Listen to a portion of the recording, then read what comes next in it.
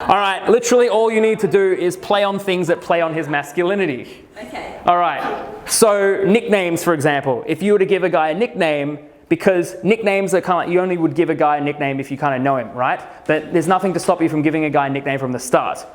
So one of the best things, and I still remember this for the life of me, someone used to call me handsome, and this girl actually called me handsome, like she called everyone handsome. I knew this because I saw her do it on Facebook. And I was like, all right, looks like I'm not the only handsome guy here. But I didn't give a shit because I was like, handsome, all right, cool. I'm dashing and made me feel like these things. Similarly, if guys try and do things for you and you like a guy, so if you're in a bar and you genuinely like a guy and he wants to buy you a drink, let him buy you the drink. As much as that feels painful, he's doing it. Yeah. Are you? It's because you're looking at my expression. Yeah, I know, but look at hell. I'm gonna get rid of this shit because this is. I want to keep referencing this. No, I agree with you because I'm like that. Like, if someone says to me, Yeah. like the last time I was out, he got pissed off the fourth time. I was like, no, do not buy me a drink. And then he was like, for fuck's sake, yeah, go buy it. But then obviously that puts down his masculinity because I'm scared he'll go do it. Because it's like... Oh, that's not actually as bad, but yeah. I just feel that if someone's buying me a drink, they kind of expect something at the end of that night. And most likely they do. Okay. Seriously, though, the fourth time? He's very persistent. That's very good. I'm really adamant in no buying me a drink. I wasn't drinking that night. Does it mean that you owe him anything? No, it doesn't, but... So what's to stop you from saying something like, look, I like you, I'll let you buy me this drink, but maybe I'll buy you one next time. I put him on, well, I actually gave him I'll see. a drink later. Yeah. But he still expected me to go home with him that night. Does he?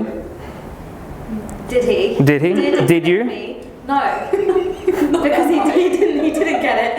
He didn't get it. He didn't understand. I think that's just down to his understanding, but we can talk about that later.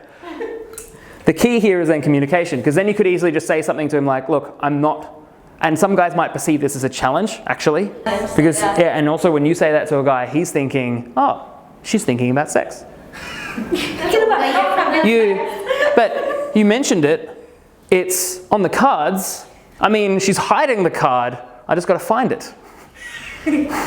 Right?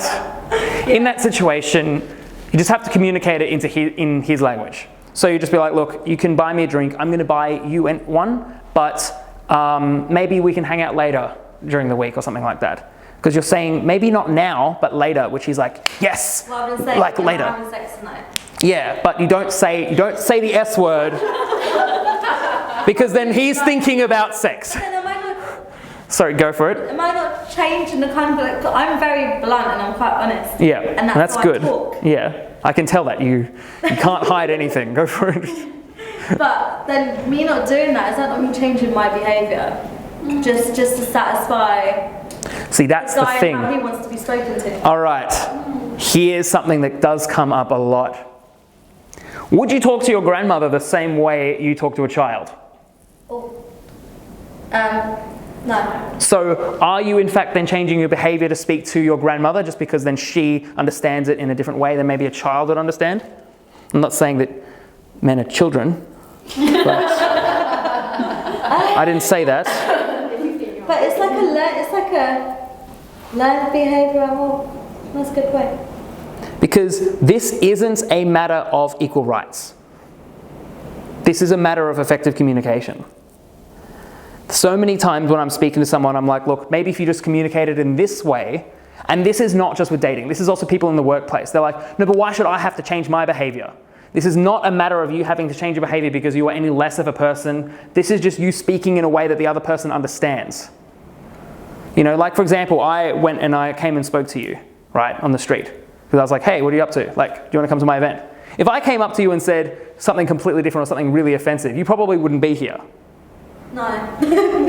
Yeah, exactly. But if I said it in one way or another way, does that actually change who I am as a person? Maybe it's a reflection of who I am, but it doesn't necessarily mean that I'm any less. It's just because maybe I just didn't know how to communicate to you. Mm-hmm. Would you agree?